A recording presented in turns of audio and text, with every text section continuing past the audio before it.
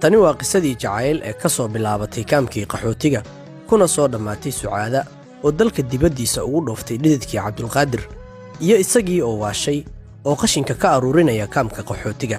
maxay tahay sheekada murugada iyo xanuunka badan ee ku duugan qisada Cabdulqaadir iyo Sucaada? nafsigii laga galay Cabdulqaadir oo ka dhigay mid darbiyada qashinka ka gura, diifta iyo dayacaadda ka muuqatana ay u dheer tahay dhaawac maskaxeed iyo mid shakhsiyadeed oo loo geystay. ma run baa in Sucaada ay qiyaatay Cabdulqaadir kana raacday nin kale kadib markii ay ku baxday oo ay dalka dibaddiisa ku aaday hantidii uu isagu lahaa? maxaa ka jira in Sucaada ay ahayd xaaska Cabdulqaadir oo ay ahayd aafadiisa, balse markii ay dibadda aaday hantidiisa iyo dhididkiisana ay ku baxday, wejiga ay beddelatay oo ayna adeerkeed ka doorsatay? ka horse inta aanan gudaha u gelin sheekadan murugta iyo nabsiga iswadata ah, waxaan kaa codsanayaa inaad like iyo share intaba aad dahdo muuqaalka si kumanaan qof uu u gaaro looguna cibra qaato sheekadan. falowna soo dhaho boggaaga iyo boggeenna Xasan Kaafi Xalane. nabsigu waxa uu qof walba ka soo baxaa inta dunida la joogo.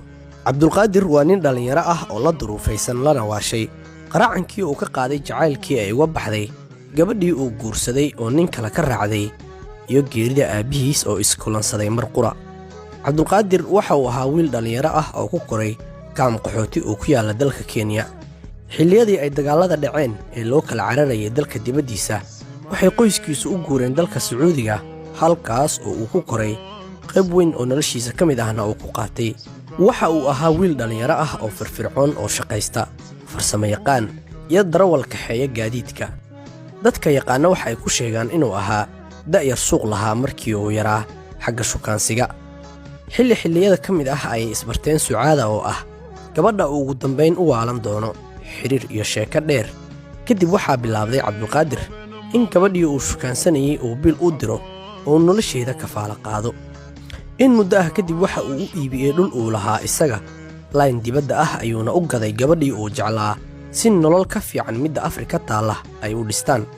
markii gabadhii ay baxday oo ay gashay dalka dibaddiisa, gaar ahaan dalka Kanada, waxaa dib loogu soo celiyey Afrika Cabdulqaadir oo dowladda Sacuudiga ayaa qabatay.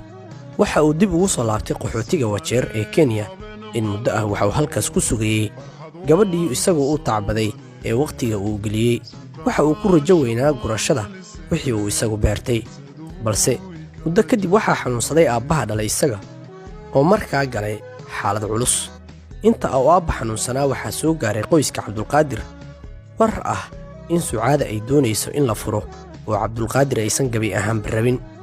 waxa uu markaan kulansanayaa Cabdulqaadir laba xaaladood oo culculus: gabadhii oo 90 digrii iswareejisay iyo aabba uu xaalkiisu xun yahay.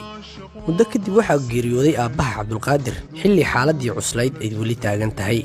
gabadhuna waxay u sheegtay in wiil in adeerkeed ah ay guursanayso oo aysanba rabin Cabdulqaadir.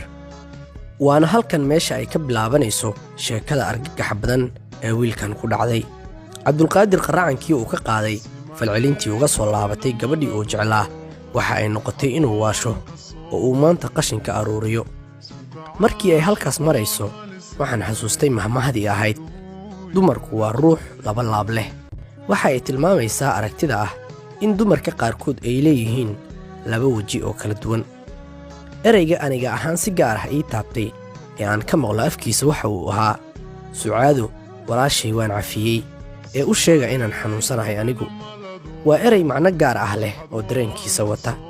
in qof noloshaada burburiyey oo maskaxdaada dhanka kale u rogay, haddana aad cafiso, waa wax qof kasta uusan samayn karin, balse Allah ayaa la doonay Cabdulqaadir. wiilkan dhallinyarada ah waxa uu ka dhashay qoys danyar ah oo aan jeebkooda buurnayn. waxay dalbanayaan ka qayb qaadashada xal u helidda xaaladda caafimaad ee Cabdulqaadir, dhibbanihii lagu dulmiyey jacaylka. dhanka kale, sheeko walba waxa ay leedahay laba weji oo mid qarsoon yahay. markii aan isku daynay inaan xog ka helno dhanka Sucaad, waxa ay sheegtay in la dulmiyey iyada. haddana markii wax la weydiiyo, ma rabto inay hadasho. taasna waxay abuuraysaa shaki ah in Sucaad iyadu ay tahay qofku wax dulmiyey.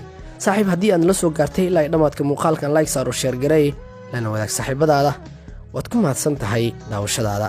halkani waa boggayga iyo boggeenna Facebook ee Xasan Kaafi Xalane. عاشق وهالسه سدويك